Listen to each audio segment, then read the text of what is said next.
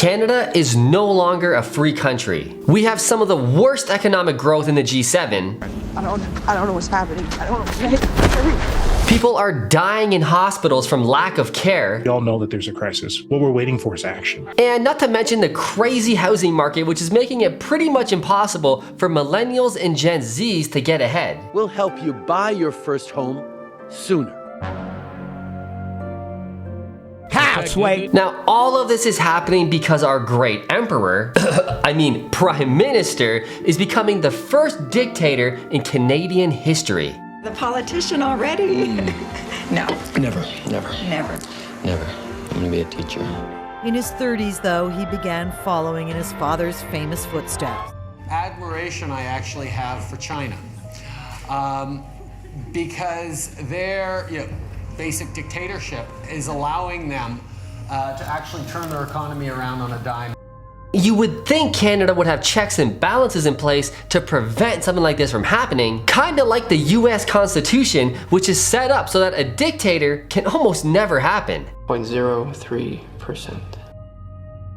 Well, allow me to introduce you to a place called Canada. This is how Pierre Trudeau's son is becoming our first dictator. And an incompetent one at that. Now, the first way to take over as a dictator is to limit free speech. Shut up! This is why the pandemic was so dangerous. And no, I'm not talking about the virus. I'm talking about the lockdowns. A precedent was set, was that the government can rule however way they want in an emergency, and no matter what you think, no matter what you bring to the table with research, it doesn't matter. And on top of that, the government is gonna shame you. If you don't want to get vaccinated, that's your choice. But don't think you can get on a plane or a train besides vaccinated people and put them at risk. Now, shame is one of the most effective tools to get you to fall in line, because when you have your neighbors, your friends, your co-workers, or the general public looking at you weird for stepping out of line with the government's rule, this is how they can actually get done whatever they want to get done. To maintain a global rules-based order. The reason why I bring that up is because Bill C-18 that just passed in Canada, which is limiting the amount of news that can be shared on social media. And in fact, you can't really share any news. C-18 seems like a pretty innocent bill. The gist, small independent news providers should have a chance to compete with the big fish and earn their fair share of revenue in a free market. We dig deeper, we find that this piece of legislation is deeply flawed and it doesn't accomplish the stated goal. So all of the popular social media companies, Twitter, Facebook, Instagram, etc., are no longer allowing Canadians to share news articles on their platforms within Canada, because the new rule states that if you share content, there must be a way for that publisher or whoever wrote the article to be paid fairly. Now, it all makes logical sense and makes our sunshine boy Trudeau seem like a hero, so it makes sense. But the big companies like Facebook, Instagram, and Twitter are saying, well, there's no way for us to really quantify and coordinate who shared what, how to pay these people. It's too complicated to do that. So what we're gonna do as social media companies is just eliminate the ability for you guys in Canada to do that. This is what's called an unintended consequence in the government, and specifically the Canadian government. For as long as I've been looking through history and have been actively investing in the market and studying economics, the real estate market, business since 2012, I've noticed Canada are the kings and queens of unintended consequences. The reason why they're doing this and why they're getting away with it is because a precedent was set during the pandemic times of, we're gonna block these news people's articles, these publishers, these peer-reviewed studies, and we're only gonna look at these. So the reason why Bill 18 supports Trudeau being a dictator is that only one type of news is gonna get through and be shareable, and that is Canadian news, and specifically the CBC and the CTV, which is the biggest Canadian news in Canada and largely, almost entirely funded by the Liberal government. So, do you think those news agencies are gonna critique their boy, their leader, Justin Trudeau? No, they're getting all the money from him. They don't wanna bite the hand that feeds. Precedent was set. Cha-ching! Now, step 2 to being a wicked dictator is controlling politics, controlling the House, controlling Parliament or Congress. Now, unfortunately for you, Trudeau, that's almost impossible and very, very hard to do with how our politics are set up in Canada, but isn't he doing it? In the 2021 election, Trudeau had a majority government, which he lost with the Conservatives gaining more seats. So he had a minority Conservative government. But is there a legal workaround to getting back your majority government? Of course there is. Trudeau is a smart, evil man. So what did he do? He partnered up with Jagmeet, the leader of the NDP, which, let's be real, it's pretty much an extension of the Liberal Party. I mean, they pretty much think the exact same when it comes to economics, when it comes to climate change, when it comes to socialism. So by taking the amount of Liberal seats that he won, which was just under majority government territory, and teaming up with the little seats that the NDP had, he now has majority government and can push through their agenda now over the Conservatives all day long. We need a tax on excess wealth. Even though Canada voted quite strongly that we don't want you in power as majority leader. In fact, we want the Conservatives checking you on every angle. Now, step number 3 to becoming a legal dictator is by pushing through ideologies that sound so good, so cool, so unicorny, meaning socialistic values. And what better socialistic values than the World Economic Forum led by our favorite buddy and grandpa, Kauls Shwab. I'm kidding, I denounced that he's my grandpa. He's an evil grandpa. But let's be real, Trudeau was a drama teacher before he became a prime minister, which means he's good at acting. That's his background. You could even say a puppet. Now, he's great buddies with Kauls Shwab. In fact, Kauls Shwab himself has already admitted that half or more than half of his cabinet have been educated and come from the World Economic Forum background. Minister Trudeau said we penetrate the cabinets.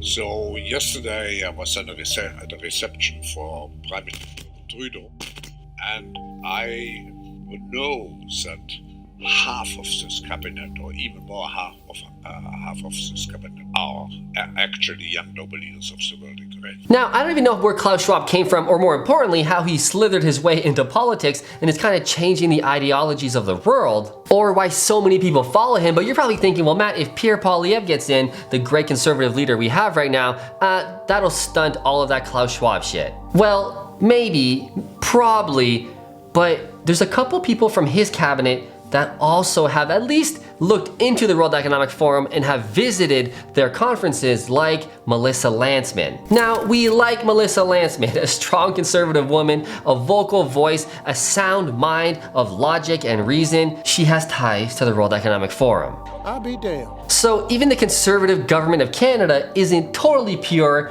of this crazy socialistic crap. Now, the main undertones or the teaching of the World Economic Forum and why it's gaining so much popularity is that it sounds so nice and rosy, but what it really comes down to is more control. Check this out. So the World Economic Forum's great teaching is really leaning into the 15-minute city, having everything you need in a 15-minute radius, and you don't even really have to drive. But if you do drive, we want you driving electric vehicles only by 2030, and we're gonna stop making gas motor vehicles. You know what? Is that actually happened? So by having everything you need in a 15-minute radius, proven kind of by the pandemic and how people never left their house, wouldn't it be cool if they could have a dentist, a doctor's office, a grocery store, a library? Wouldn't it be cool if they were all in a 15-minute radius so people didn't have to like really leave? They could have more time to hang out with their family. It sounds so cool. It sounds good on a very basic logical reason. I'm like, yeah, man, I'm down with Kauls Shwab. That sounds cool. But what does that really mean? It's a form of control. They don't want you leaving your little circle. Stay here. If you try and leave your 15-minute race without a good reason, they're gonna turn you around and you're not allowed. Oh my God! Wow! See, remember what I was saying about the precedence. If you give the government an inch, they take a mile. The next step is, oh, I'm so glad you're happy with the 15-minute setup. Isn't that pretty cool? But now you can't leave the 15-minute setup. See, it's the next, it's the next, it's the next. You don't want to give the government the ability to set a precedent. Now I know you're thinking, oh Matt, this is crazy, this is tinfoil hat stuff. Dude, I know it sounds crazy, but I also thought the lockdowns would have never been able to happen legally, and certainly not that quickly, but they did. And now we have peer-reviewed after peer-reviewed after peer-reviewed study coming out saying the COVID pandemic wasn't actually that dangerous at all for those under 80, especially for those under 60. They were like totally fine. That is a precedent, and that is what we're afraid of as free thinkers. And not only that, now the WEF and a lot of other organizations are floating the idea of, hey, during those lockdowns, pollution went down really, really well. How about we insert climate lockdowns where for a period of time, I don't know, maybe we shut down society for a week. Just a week, but the pollution will help so much on climate change. How about we start implementing climate lockdowns for just 1 week, just 1 week? You think I'm crazy? Those are real ideas that are being floated through government. They're real. The system needs slaves. None of this works without wages, without brokies. You think you're smart? I bought this coin and it's going up. You could have bought any fucking coin and it went up in the last year. The Matrix was broken. I put a bunch of videos out. I said the Matrix is broken. There's a hole in the Matrix. Capitalize. But you didn't even capitalize because you didn't listen to me. You put your meager wages in and it went up a little bit and you thought, I don't have to work anymore. Yes, you fucking do. Someone has to cook the fries, dumbass. And the Fed has come along and the Fed is like, we need the wages back in their place. No more of this stonks only go up crap. No more of this crypto shit. Let's destroy all of it. Let's depeg this currency. Let's crash the NASDAQ. Let's make inflation go to the fucking roof. Put the wages back where they belong. It's 9 a.m. You better clock the fuck in. Or how about the CBDC where you'll never need to carry cash anymore on a basic logical reasoning level? That sounds good. Hey, it'll limit white collar crime. Everything will be on the ledger. You can see everything. But think about the unintended consequences of getting rid of cash. The government can see exactly where you're going, what you're spending your money on, who you're giving money to, who you're receiving money from. No more selling this shirt on Kijiji for cash. No more selling kids' toys on Kijiji when they outgrow them for cash. No.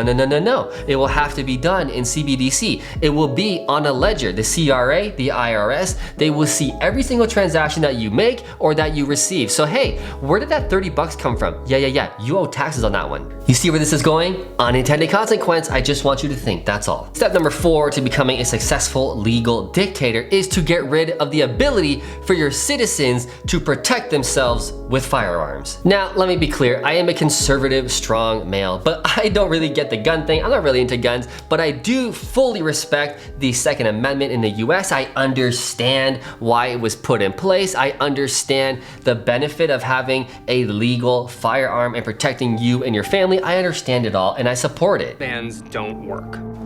First of all, there are simply too many AR-15s already in circulation. And unless there's a government recall or buyback, a ban won't reduce guns out in the world.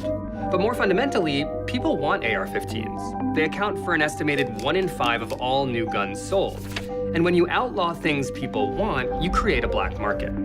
What I don't support in the US is the lack of background checks, giving anybody a gun whoever they want. At least we have those rules in Canada, and they do really, really well because we rarely have a mass shooting of any kind. But even with Canadians being legal, law-abiding citizens of their firearms and being responsible with their guns, Trudeau still wants to take the nice hunter's rifle away in your ability to protect yourself even with a legal firearm. Now, the reality is this is madness because Canadians have already proven that they're great with their firearms, but here's the thing. Trudeau is a genius marketer. Call him what you will, but he knows exactly what he's doing. And he's pulling from stats, he's pulling from footage of the US, which is a wild, wild west, and he's inciting fear into the citizens of Canada, saying, hey, you don't want this crap coming over here. We need to get rid of all the guns. Even though in 2016, running on his next election, he promised he would never take firearms away from law-abiding citizens. Registering your guns is just the first step towards taking away guns from everyone. That's never going to happen because here in Canada, we have a culture that has grown up with guns and that respects the need. From today forward, it is no longer legal to buy, sell, or transfer a handgun in Canada. Now, if you dig into the data, you're gonna find that the vast majority of the violent crimes happen from the same criminals over and over and over again. How's that possible? If they commit a crime, shouldn't they go to jail? Like if they commit a violent crime especially, they should be in jail, right? Well, with Trudeau's lax take on crime and his catch and release style model, because he doesn't want to clog up the court system or whatever his excuse is, these violent offenders just keep re-offending. In fact, a study came out that in Vancouver, something like 60% of the violent crimes happen from the same 6 offenders. The vast majority of crime is committed by a tiny minority of criminals. They commit a crime in the morning, they get released by noon, they go back out, they commit another crime, they go back in jail in the evening, and they're released again by the nighttime to commit more violent crimes. This is real. Once the government, Trudeau, has their grip on you, the reality is you're kind of screwed. But there is one way for you to get your freedoms and be able to do what you want, when you want, and let's be real, it comes down to having money. Unfortunately, or fortunately, whatever position you're sitting in, when you have wealth, when you have money, you can do whatever you want. And the best way that I know to get wealthy, the way that I'm getting super wealthy, is by investing in real estate. Now, the reason why investing in real estate works so good is that it's a real physical asset, and it's also a need. Everybody needs a roof over their head. Everybody needs a house to live in during the winter to stay out of the rain. A house is an absolute need. So if you want to learn more about investing in real estate, how I do it, and how I can even help you do it, subscribe to this channel. That's all I'm asking for. It's a free subscribe. Hit the like button. My channel is totally dedicated to showing you how to invest in real estate absolutely free. I will see you in the next video.